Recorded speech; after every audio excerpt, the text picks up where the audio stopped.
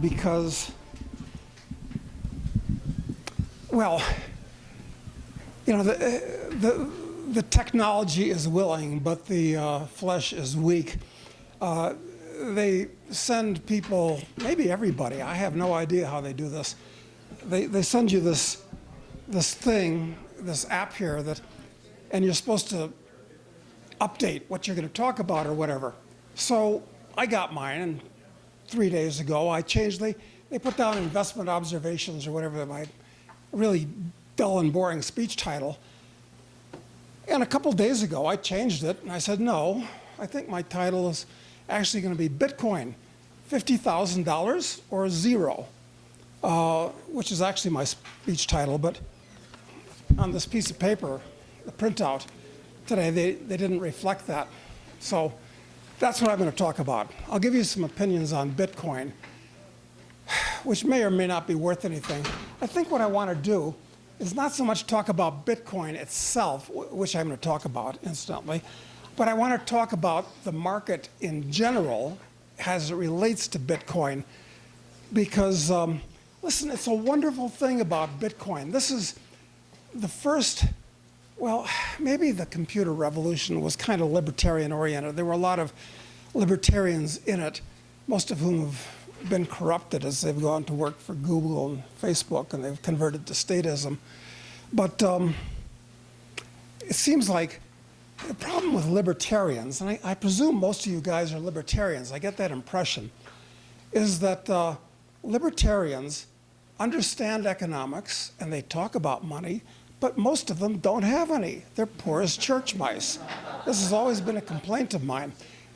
We're a lot like Marxists that way. Marx knew a lot about economics and money. His interpretation, of course, is very questionable. But it's like what Mrs. Marx said to Carl one time. Carl, stop writing about capital and get some of it. And the nice thing about Bitcoin and its clones is that it's made a lot of libertarians rich to start with. You're probably wondering, when did I get involved in this? I was in Argentina, where I live about half of the year, and it must have been about 4 or 5 years ago, roughly. And a Belgian guy named Tour de Meester invited me to our lunch. I picked up the tab, and he was promoting me the whole time on Bitcoin back then. And I listened to it, and I'm going to tell you why I didn't get involved in it back then, idiotically. So Tour, I bought him lunch. Cheapest lunch I ever bought anybody in my life. He gave me a Bitcoin, a physical Bitcoin. Did you know that they exist? A lot of people don't know that. He gave me a physical Bitcoin, which I could convert into a computer Bitcoin because it's got coding around it that I could punch into my computer. So that's how I got involved in it. But I outsmarted myself. And I'm going to tell you why I outsmarted myself and where that's led me now. Because I think it's incumbent upon all of us. I'm not actually that money-oriented, but I recognize that the prime directive of all living things is to survive. I don't care if you're an amoeba or a plant or a human, a corporation or a government. Survive is the name of the game. And how do you do that? By garnering more resources to yourself. So yeah, even if you're not money-oriented, and I'm actually not, you want as much of the stuff as you can get. So let's talk about that. Now, I'm not a computer jock. This is being recorded. I don't care who knows it or who doesn't know it. I was an early adopter of cell phones. I got a cell phone 25 years ago. They were bricks. And I thought it was fun to play with and useful. But then I got bored with it, and I didn't like feeling like I was on a leash where people could call me anytime, anywhere, and then I had to listen to their long, ridiculous messages, and screw that. So I only got my first cell phone since the brick stage about a month ago, actually. And I'm still playing with my iPhone now. So you're probably saying, oh, why should I listen to anything this guy's got to say? I mean, he's not a tech jock, which I'm not. But incidentally, I've been a car guy my whole life. And when the car was invented over 100 years ago, You didn't have to be a driver, and you didn't have to be a mechanic to understand that this technology was going to become really big. So let me speak to you from that point of view. I'm not going to talk about, blockchain is going to change the world. You guys know all this with documents and trading stocks and registering real estate and all this. Yeah, wonderful stuff. And I've talked to people that actually are tech jocks that really do know about this stuff, and they think that the blockchain technology is the biggest thing since the internet itself. Okay, that's good enough for me. I buy it. So why didn't I listen to what Tuur de Meester said after he gave me a good presentation of why the Bitcoin was going to become a big deal? He gave me one, incidentally, when it was $13. That's what it was worth at that time. So why didn't I do it? Okay. He was pitching it to me as money, okay? And I thought about this, and I've had debates with people in the past when I was going through my Peter Schiff stage. Peter, as you know, is very anti-Bitcoin. But then I figured things out. Let's go back to Aristotle. Most of you guys are probably aware that, or maybe not, that Aristotle in the 4th century BC laid out the 5 characteristics of a good money. Does anybody have them off the top of their head? Durability, fungibility, divisibility, Right. portability. Okay, I'll give them to you. Easy mnemonic. Durable, divisible, convenient, consistent, and value in itself of some type. So let's analyze Bitcoin and all of its clones along those lines. This doesn't give me an academic presentation. I'm going to lead up to what I think you ought to do and what I'm doing about this stuff. Durable. Is Bitcoin durable?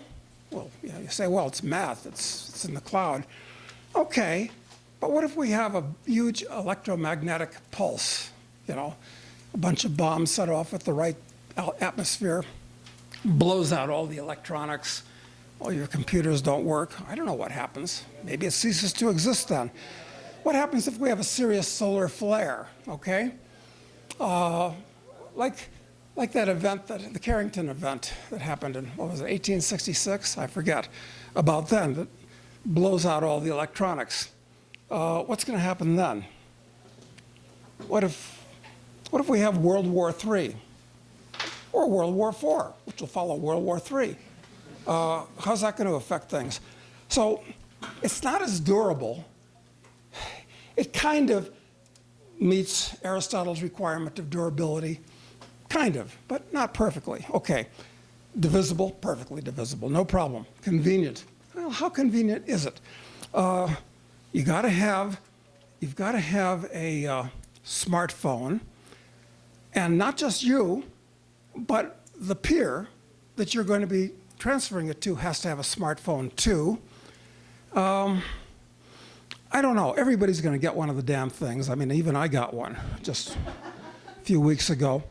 But I'm not sure that that's durable, divisible, convenient, consistent, perfectly consistent. One's like every other one. That's why you can't use artwork as money, for instance, or real estate for money. Value of itself. And this is where I outfoxed myself. And this is where my friend Peter Schiff is, I think, still outfoxing himself. What's the value of a Bitcoin? Well, I didn't figure it out. Its value is mainly as a transfer mechanism. Now, there may be other things, and you guys can correct me if I'm wrong, but that is its main value. But there are problems with that I want to get into in a moment. A bigger problem with the Bitcoin, and I'm speaking of all these coins generically when I say Bitcoin to some degree, is that it's a fiat currency created out of nothing, totally arbitrary. The only difference is it's not a government fiat currency. It's a private fiat currency. And all fiat currencies have half-lives. They're like radioactive elements. They all eventually dwindle over varying periods of time. African, South American currencies, half-life of 5-10 years. British pound, long half-life. But that's the problem with the fiat currency. And especially with government fiat currencies, is they're all eventually destroyed by their issuers for very good reasons. So that was my big problem with Bitcoin. It's not backed by anything. Nobody's guaranteed to give you anything for it. So I did like the fact that it was a private currency. I hate to say private. This is part of the corruption of language that we're all seeing right now. I like secret. You're not allowed to say secret anymore because you might be a money launderer or a drug dealer or a tax evader if you do secret things. But there's nothing wrong with any of those three things. So there's nothing wrong with being secret. But I'll say private because I don't want to offend the powers that be. I like that part of it. And I like the fact that it seemed like a very low-cost alternative to banks. There's something, I don't know if anybody's talked about it yet, but the SWIFT system.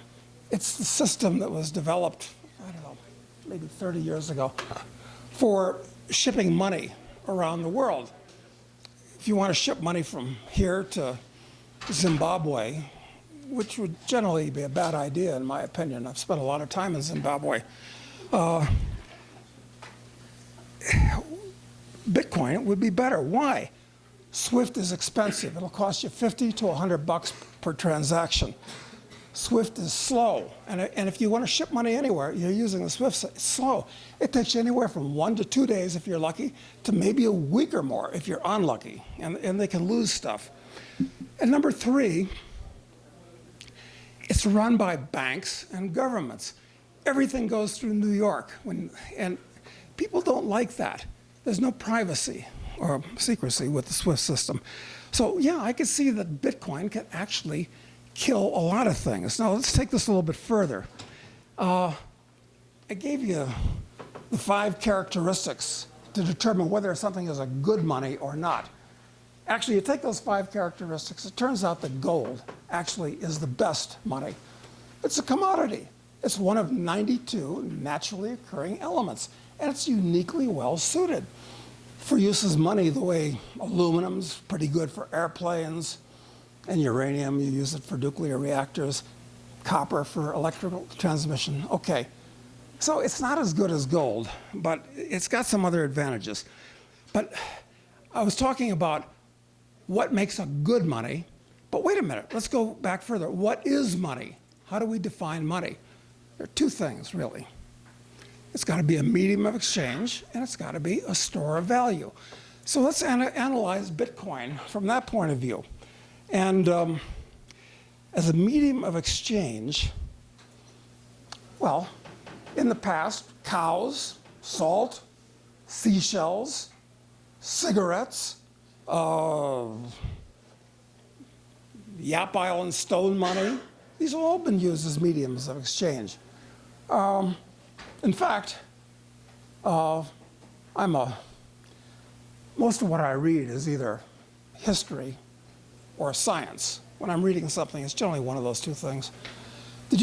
Probably, most of you guys, this is a libertarian crowd, so you know these things. The word salary comes from the Latin sal, which is salt, which in early days the legionnaires were paid in. And pecuniary comes from pecus, Latin for cow, because they use cows as money. You can use anything as money as a medium of exchange, but some are better than others. Well, I would say, as a medium of exchange, Bitcoin's not bad. Not bad. It's got some problems that I'll talk about in a minute. Its problem is a store of value, which is the other characteristic of something that can be used as money, okay? That's why you can't use week old bananas as money, because they're going to rot and there's no store of value. So who's going to use them as money? Well, I guess you could, but not very good money. What kinds of money do we have in the world? 2 kinds, fiat money and commodity money. That's it. Fiat money is something that's created out of nothing. I mean, it used to be, you're all well aware, the US dollar was good as gold, because you gave a $20 bill to the Treasury and they'd give you a double legal gold coin. It was backed by something. The paper was redeemable directly by the issuer in gold. And of course now people got so used to using the dollar and it became so worldwide that they felt that they didn't have to back it by anything anymore. So that's what a fiat currency is. And a lot of places in the world, well, most places in the world, all of Africa, most of Asia, all of South America, almost every place in the world, started out not even redeeming stuff. What are the two worst currencies in the whole world from a historical point of view? I think it's a dead heat, and I've actually compared their histories going back to the time when they were both backed by gold, is the Argentine currency and the Brazilian currency. I'm not going to say the peso and the real because they've changed names many, many times over the years, but it's a dead heat. But they were both, as late as the 1930s, redeemable directly by the central bank in gold. The Argentine peso and the Brazilian real were as good as the dollar, or as good as gold in those days. So you got two kinds of currencies, fiat currency and commodity currency. Now, let me tell you a story. You all heard about different kinds of sardines as opposed to different kinds of money. You got two kinds of sardines. You got trading sardines and eating sardines. So there was a bubble one day in the markets.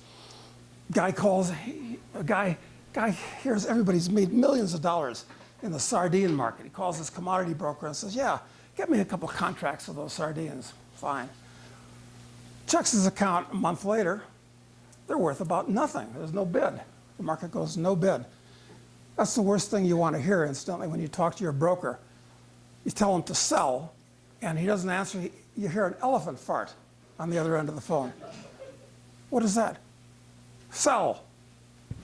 To whom? Okay, so the sardines go no bid. So, okay, I got a plan B. I'll eat them. Okay, it's a commodity, you can eat them. So he opens up a can of sardines, and they're absolutely rotten and inedible. So calls his broker back and says, these sardines, I can't eat them. Broker says, well, those were trading sardines, not eating sardines. Just a little stock market joke that I think might relate to what we're talking about here with cryptocurrencies. Fiat currencies are backed, in fact. They're backed by two things. They're backed by taxes and force. I mean, in most of these third world countries, you cannot use, it's illegal, another currency to buy or sell stuff. I mean, it's force.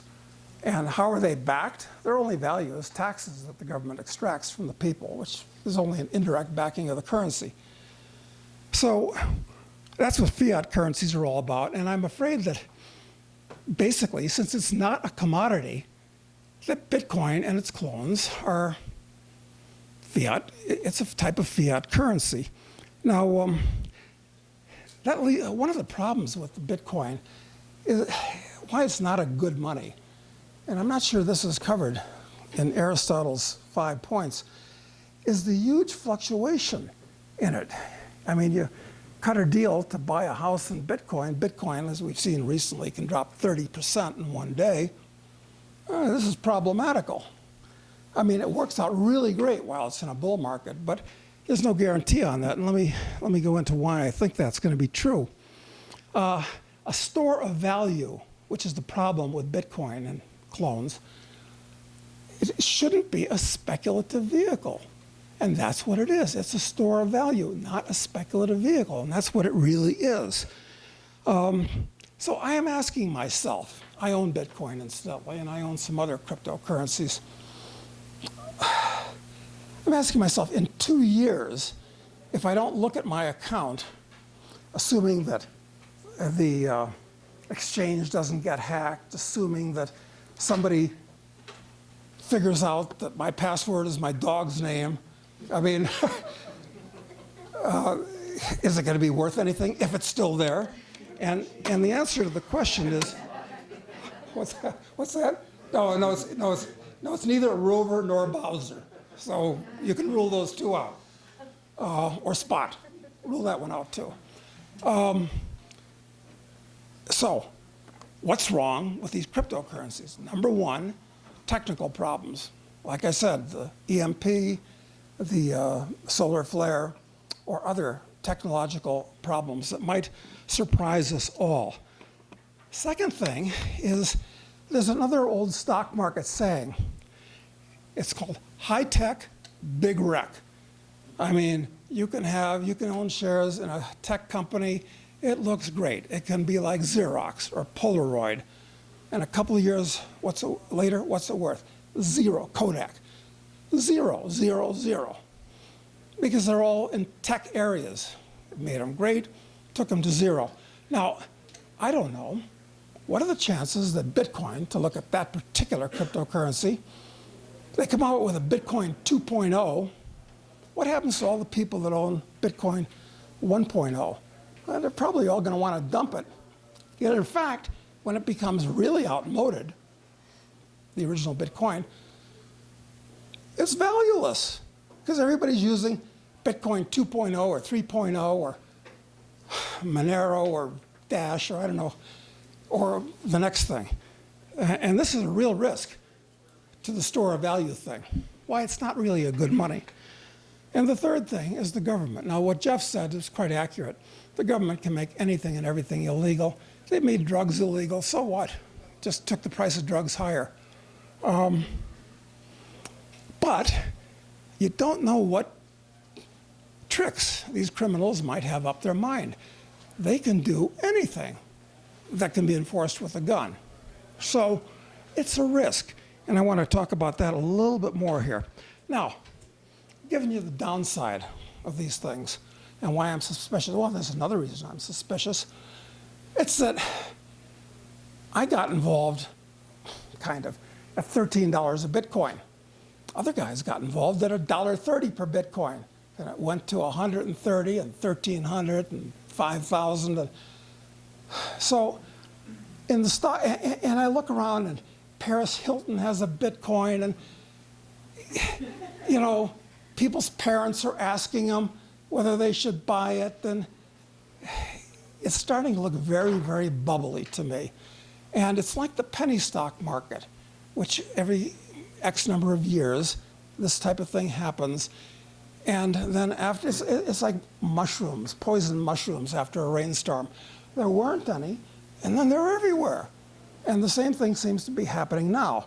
That's a big problem. So as a speculator, I don't know. I own some, but I'm treating them like hot potatoes. Trading sardines, not eating sardines, if you'll follow me. Why am I bullish, however? Okay? When you listen to Peter Schiff, he's going to give you the 100% bearish pitch. I'll give you the reason why I think there's some upside left, and I'll tell you how I think it's true. Number one, looking at Bitcoin, and I know these are all different, there's only 21 million of them that can ever be issued. Okay, everybody knows that. How many people own Bitcoin or cryptocurrencies in the world right now? I don't know if anybody knows. I heard 25 million. It's probably higher since I heard that. But 25 million is not so many people. 7.5 billion people in the world. Okay. So there's a lot of people that could buy it. The bubble could get bigger. It's a bubble right now, from my point of view. Anything goes up, and not just 10 times or 100 times. Since I heard about it, I mean, Bitcoin's gone up 3,000 times. This is kind of bubbly in a matter of a few years. It's not like a company that's got earnings and is growing, okay? Something goes up 3,000 times, and a lot of these things have done 1,000 or bubbly. Scares me. But I'm looking at the other side. Only 25 million people have them right now. You're hearing about them. But I'll tell you why it's going to be 250 million people or 2.5 billion people. And that's going to drive it higher. Where's the buying going to come from? I'll tell you exactly where it's going to come from. The third world. I know Africa reasonably well.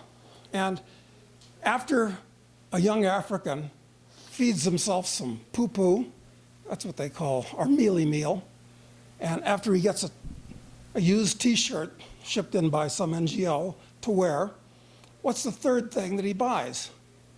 A cell phone. I'm not kidding you.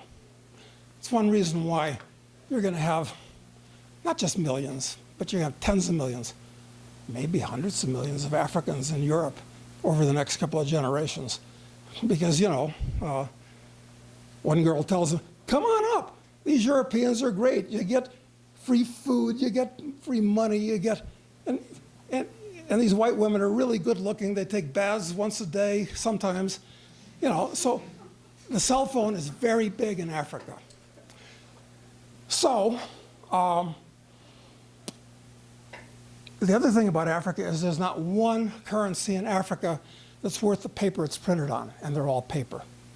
So they're going to go to Bitcoin and its lookalikes in a big way. They all got cell phones. They can't save their local currency. They don't understand economics, and I'll get to this in a moment. But if you got if you get lucky and you steal a whole bunch of bicycle parts and you transfer them into currency, you want some savings because you need that to get across the Sahara to get to Europe. What are you going to do? You're going to put them in kwacha or pula? Not such a good idea, because those aren't any good outside of their native countries. What you're going to do is you're going to sell them to somebody for Bitcoin, and he's going to want the Bit. Everybody wins. So these guys are all going to go to these cryptocurrencies, and there are scores, there are hundreds of millions of them. And it's not just Africa, it's South America, which is more sophisticated. It's Asia, it's everywhere. The third world is going to adopt this stuff, okay? Now, let me tell you why that's a very good thing. It's going to happen. This is 3/4 of the human race. And it's a transfer mechanism. Oh, what did I miss when Tour de Meester told me about Bitcoin years ago? I missed that it was a transfer mechanism that was going to kill SWIFT and kill these banks, and I hate these banks, all of them. All of them. They're all just arms of the government at this point. The banking system is totally, absolutely, and terminally corrupt. And I hope they all go bankrupt, every one of them. So the third world is going to take these cryptocurrencies much higher. You just have to choose the right one. And Bitcoin is kind of like the gold standard, as it were, the numeraire, as it were, of these currencies. It was first, it's the best known, most accepted. So that's an argument, I think a big argument, for evading, getting out of government fiat currencies and into a better fiat currency, which you can transfer internationally anywhere. This is the big selling proposition in my view. And that's why I think it's going to go higher. Not a prediction, but I think it's going to happen. Now, how do you want to speculate in this market? Like I said, I am not a computer jock. I'm not a blockchain jock. But I know something about psychology and the way the markets work. And here's the way I read it. Take it for what it's worth. I don't want to hold Bitcoin other than the things that I've just said, okay? What I want to get into is, this is the kind of market where when it happens with stocks, you want hot new issues, okay? And we're going to see that. Oh, you've already seen that with some of these other cryptocurrencies that have done so well and have come out. A few weeks ago, I went to visit John McAfee, and we got along like a house on fire. He's really smart, and I found him personable, knowledgeable, and a lot of fun. So it was drinks and cigars and guns, and it was wonderful. But so I'm not telling a tale out of school. I mean, this is well known by the people that know him. He's in China now as we speak, where he's a big personality in China. Everybody that's in tech in China knows who McAfee is. He's the gold standard in China, he himself. So he's coming out soon, next month, month after, I don't know, soon, with a new coin where the Chinese government is going to own half of this coin. Now, he says it's going to have unique aspects. I don't know. I mean, I guess a lot of these new cryptocurrencies are unique in their own way. But if the Chinese government, and you've all heard about China's attitude at the moment, does this McAfee coin with him, I would buy the ICO. I think it could get hot. Because remember, the Chinese, or for that matter, the Russians or anybody, they don't want to use the US dollar. The US dollar is the unsecured liability of a bankrupt government. The only reason everybody accepts it is because there's so many of them and people are used to playing with them. So the Chinese want to take over this space, just like they want to take over lots of different spaces in the world, different areas. So maybe McAfee China coin, if you can get it on the IPO, so look out for it. I think it's going to be interesting because the Chinese government, if they own half of it, they're probably going to treat it well, at least for a while. So I think I'm going to buy that. What's the name of it? Good news, bad news. What's the name of it? I don't know what it, I'm not sure they've named it officially yet. Mac cheese? Yeah, they'll call it something, but he told me you can buy it pre-ICO, and I can, but I got to put $350,000 in it. That's the minimum.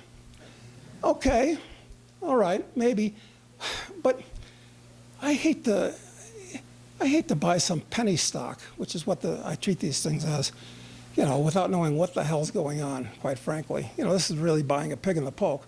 But in a hot market, another stock market thing, when the wind blows, even the turkeys fly. So, you know, sometimes you want a turkey. But, you know, since he's a very smart guy and he's very connected over there, look out for that. There's a tip. But I think the big action is actually going to be in stocks, which suits me much better. And I got involved in something called Hive blockchain about, I don't know, 8, 9 months ago. And if I told you what I paid for my stock, I don't want to do that. I don't want to make you feel bad. And then I bought more, pre-public, and it came out Monday at 60 cents, and now it's trading at $2. Why is it good? Why is Hive blockchain interesting? I'm not going to talk about the capital structure or anything. They cut a deal with Genesis Mining, this guy Marco Streng, who owns all these computer farms in Iceland and all kinds of places, and where they're minting all these currencies, where electricity is cheap and where it's cold, you don't have air conditioning costs and everything. And he's a smart guy. He's only 29. He's a multi-billionaire, of course. But he figured, correctly, that there's a lot of people that can smell a bubble, but they don't want to put something on their cell phone. They might lose it. It might get hacked. The exchange might. There's all kinds of problems. Better to own a tech company where they're minting the things and making money in the process of doing it, and developing other blockchain technologies. So that's why Hive. This is not a stock recommendation, incidentally. Went from nothing to $2. Yeah, HIVE is a symbol, traded in Toronto. Where's it going? I have no idea. I mean, it's got a $600 million Canadian market cap now. Is that a little or a lot? I don't know. I'm just telling you. What I am telling you is this. There are going to be others of these things now. They are going to proliferate like poison mushrooms after a rainstorm, or like internet stocks did in the late 90s. Same thing. Most of them frauds, disasters. Maybe there's a few Apples and Microsofts and other stuff, Amazons, whatever. But I think the stock market is the way to play this, because with all the problems, we can go into that, with all the problems, many, many more people in stocks, and Bitcoins and all that'll go up, and people buy these stocks because their business is producing revenues. And so that's a tip. It's a tip. Now, other things that are going to happen is the governments are going to get involved in this. I think the Chinese government at the forefront. But you got a problem here. It's that currencies don't like, government currencies, fiat currencies, don't like competition. That's why the governments hate gold. So I suspect these central bankers are going to get together and do their best to make it inconvenient, hard, illegal, expensive, who the hell knows what they can do, for us to use these cryptocurrencies. That's happening, and they'll have their own. I think the US government is going to come out with a Fed coin pretty soon. They've talked about this a few years ago, as you know. I did a, what do you call that, infomercial a year ago predicting this. I think it's going to happen because they want to be in this space. Of course, you'd be an idiot to use Fed coin or any other government currency because this is one of the big things that's going on right now, and I'm sure you all are aware of this. These governments all are trying to get rid of cash. I mean, hundreds, 50s, 20s even. Get rid of them, and they've succeeded already in Sweden, and they're succeeding in China, actually, too. And this is a disaster if you value freedom, because they'll be able to track everything that you buy and sell, where your assets are. This FATCA thing, where having an offshore bank account, forget about it. Forget about it. You know, all these banks are totally under the thumbs of the governments and the central banks. First of all, as Americans, most of you are, I promise you, try to open up a bank account anywhere in the world, even in Canada. It's going to be real hard or impossible. And if you do have one, the US government has instant access to it. And now, where there's no cash, you know, this is really 1984. It's very clever on their part, actually. So the end of cash. So where's this going to lead? Well, I'll tell you how I think this is going to end up. Blockchain, which started out like the invention of writing and the printing press and gunpowder and stuff like that. These things all turned out to be immensely liberating for the average guy out there. Good news. I mean, gunpowder allowed you to kill the knight, who was basically just an armored criminal. And, you know, the writing and the printing press allowed you to read and gain knowledge that only the priests and all that had before. Wonderful stuff. Good news. Computer revolution. Good news. Bad news is the government, and because they have all the money and all the force, they get control of these things and use it against you. So that's what's going to happen with blockchain. They're going to know everything that's done, who owns stocks, who owns real estate where, who owns money, or everything. Well, yeah, sure, there's ways to avoid it. But I'm telling you that that's exactly what's coming. So they turn a pro-freedom thing on its head. Now, getting back to what I said earlier, if a lot of people have said, well, Bitcoin and lookalikes are anti-gold. Anti-gold. Now, you don't want that stuff. You want gold. Well, frankly, I don't care. If I can make a bunch of money on this stuff, and in 2 years, I'll just bet. Bitcoin in its present form does not exist. Bitcoin 2.0, 3.0, 4.0, Monero, I don't know what the hell.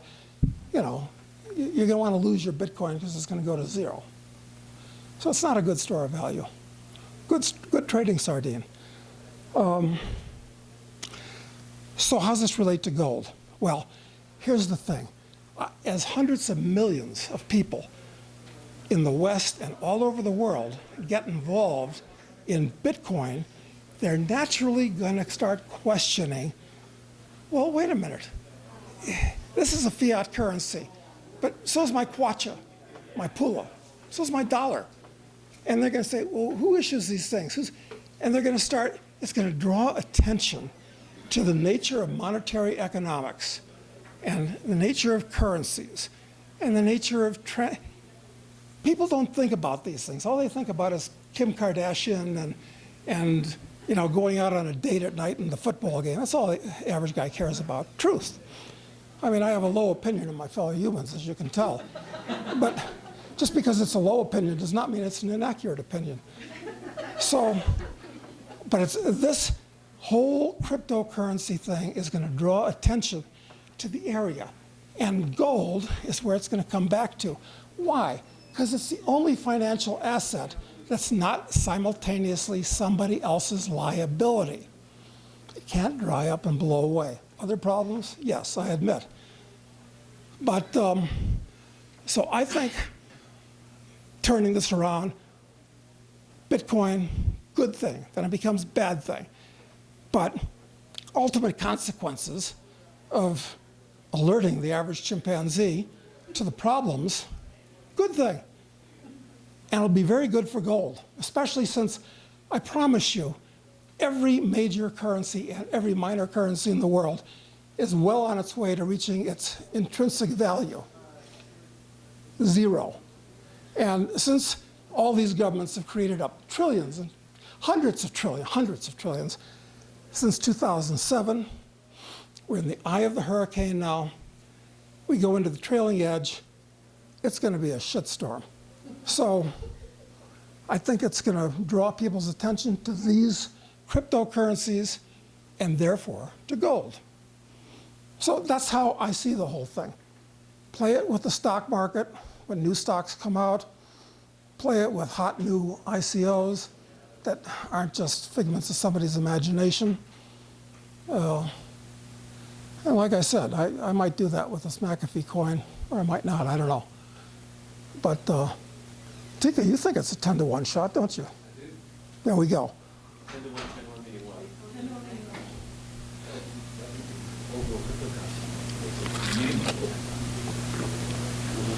Yeah, I wouldn't doubt it. Doug, is it fair to say, It's a bubble now, but it's just a little bubble, a big bubble. but is it fair to say that the real key here is timing? Timing is, yes. Don't tell me what's going to happen. Tell me when it's going to happen. Yeah.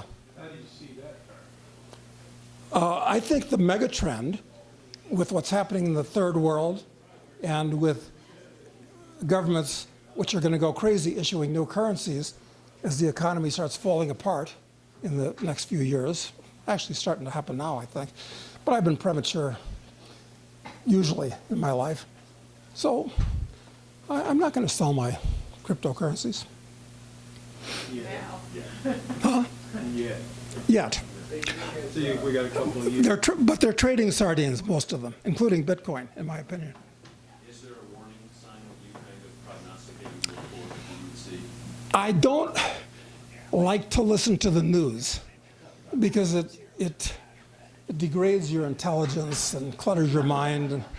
But I do, because I have to know what the chimps are thinking, what the capita kensi, what the hoi polloi, bubis americanus, what's on his mind.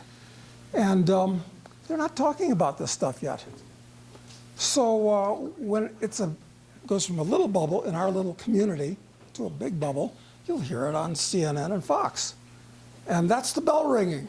That's the bell ringing, the top of the market. When the government comes out with its thing, and then everybody, oh, I ought to have some of that stuff. So people, it didn't happen primarily because of technological advancement. You see the same type of black swan event that can happen in gold. You find new ways of extracting gold from asteroids or having that changed. In Roman times, in Greek times, a mineable gold deposit, unless you found a nugget or something, was about an ounce per ton. And now, you can mine gold deposits. In fact, most of the high-grade deposits, easy to find ones, people have been looking for gold for thousands of years. I mean, it's pretty cherry-picked, gold deposits. So now they're mining not just 1 gram per ton deposits, which is to say 1/30th of an ounce per ton as opposed to 1 ounce. They're mining half a gram, third of a gram deposits. So technology, look, when nanotechnology really comes into its own, you'll be able to take this podium, spray pixie dust on it, and it'll disassemble it into the 92 natural elements, and then you spray some more pixie dust on them, and it'll reassemble it into whatever you want. This is magic. Any sufficiently advanced technology is indistinguishable from magic. So I think Ray Kurzweil is right. I think we're only 20 years from that.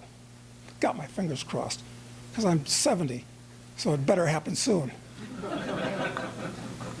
So the answer to the question is, don't worry about it.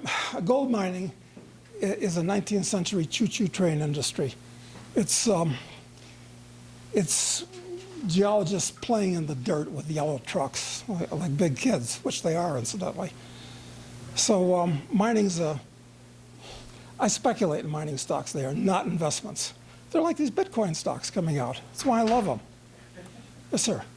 Yesterday, the Federal Reserve announced they're going to start selling bonds next month. Do you see any way that this does not end in complete disaster? Like, what are they thinking? These people, you know, they go to these universities and they're inculcated with all these ridiculous ideas, and people hold them in respect because they wear $1,000 suits. I don't know. I mean, I have no respect for these people on any level whatsoever. No, they're not going to be able to sell bonds. Why? Because the official debt, forget about off-balance sheet stuff, which is much, much bigger, of the U.S. government is $20 trillion. They have to pay interest on that. It's all financed short-term, not long-term, short-term, a year, maybe 2 years on average, I don't know. Interest rates double from here, and they'll still be below historic norms if they double from here. How's the government, which is running trillion-dollar deficits now, going to come up with an extra? It's crazy. It's not going to work. No, forget about it. This is just crap that they put out on the media, and people say, oh, maybe that'll happen.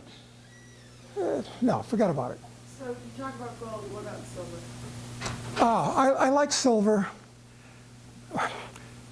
because it's also an industrial metal. And this is true of both gold and silver, but especially silver. Look, they have unique characteristics. Silver is the most reflective and the most conductive of all. That's right. And gold is the most inert, most malleable, and the most ductile. That makes them high-tech metals, okay? So I like silver a lot. What are the economics? There aren't any profitable silver mines in the world. It's a byproduct metal. 80% of it is mined as a byproduct, mainly copper, some degree lead, zinc. They mine about 800 million ounces of silver per year. There aren't a lot of above-ground stores of silver because it's all used. It's all in something. Gold is different. Gold is mainly mined by itself, maybe with some byproducts. About 80 million, more or less, about 1/10 the amount of silver is mined of gold. But there's about 6 billion ounces of gold, more or less, that have been mined since the dawn of history. Nobody knows about. And it's all above ground. So it's not the amount of new mining that counts with gold. Counts with silver, not with gold. What counts is whether people that own that 6 billion ounces want to sell it or buy more. Different economics totally between the two of them, although they're both usable as money and have been over millennia, both of them. As an international man, to a room of aspiring international men and women, now, September 2017, though, what would be amongst your first counsel's points? How would you counsel us to be freer and to exercise more of our natural given rights? You've got to stop acting like a house plant. In other words, most people, and I went to a military boarding school in Illinois, and I keep in touch with a lot of my friends, and do you want to know something? I would say 75% of the guys I graduated with are still living near Chicago. They're like plants. They're like medieval serfs. You're born there, you stay there. Don't travel too far, there might be dragons. So I think what you got to do, look, your financial risks are huge today. They're gigantic. But your political risks are even bigger. How do you solve that political risk problem? You've got to get yourself a crib outside of your home country, and preferably a second or third or fourth citizenship. So if the US government proves to be unamenable to your doing things, that's fine. I'll just use my other passport and live in my other home. I'd say that's critical. And not 1 out of 100. Let's figure this out. 300 million Americans, 2 out of 100 Americans are hip to that. Maybe 3 out of 100. It's not very many. And it's still doable and possible without necessarily investing a fortune? Totally. To buy it? Totally. I mean, there's, if you want to buy another citizenship with passport, which is the only reason you want the citizenship. I mean, citizenship is worth nothing in my opinion, but the passport in today's world is. You can go to Dominica, cost you $100,000 plus fees. It's basically bribery. They'll give you one. It's accepted, St. Kitts, you know this stuff. Go to Paraguay. Here's a good tip. This will make your conference worthwhile. Paraguay still won't last forever. They're pretty stupid, but they're not really stupid. And they're giving away passports. You register, spend a day or two in Asuncion. It's very easy. You got people to fix these things for you. Legal, it's all legal. And wait 3 years, come back, take a simple test. Helps if you speak Spanish, but you don't really have to. And you're a Paraguayan citizen, no cost. Well, all in, $5,000. It's affordable. Best deal in the world. Best deal in the world. And it's a good passport. How good is the passport? Oh, quite good. It's visa-free to 145 countries. That's pretty good. But take advantage soon, is what I'm hearing. Well, if I was, look, these guys in these governments are all criminals. And I don't understand why they haven't started charging big money. Oh, they will. Plan your life around it. Yes, sir. What type of net worth or income should an individual start looking? Probably should start looking at immediately before they get into the work. But what type of net worth or income does having these 5 flag approaches start making sense for people? So obviously, you're making $20,000 a year, you're not going to go through all the way. Right. It's like starting to save money. You know, if you're only earning $100 a week, save 10% of it and grow it from there. You got to start someplace because the clock is always ticking. Speaking of the clock ticking, the previous guy, Jeff, said that about 10 years in the U.S., and we were nearing the end of that. Do you have a similar timeline for the U.S. government? Well, you know, it seems to me like this country's on the ragged edge of a civil war. That wasn't a civil war we had in 1861 to 65 and so. It was a war of secession, different thing. But boy, it amazes me how people hate each other based on these aberrational political ideas they have in their head. And it won't be a violent civil war. Everybody's on Prozac or Ritalin, and you know, everybody else is like 50 to 100 pounds overweight, and the average guy doesn't own a gun. So, but you know, I think it could get on pleasant. I recommend that when you listen to the news, turn off the audio, which is just blah blah, and turn on the Rolling Stones' "Street Fighting Man" and just play that while you're watching TV. You'll be much more entertained. And while you're up here in the Rockies, if you wander around and know where to wander, you can find Amanita muscara, magic mushrooms. So do that too.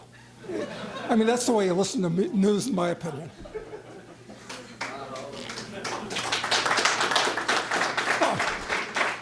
Thank you all very much.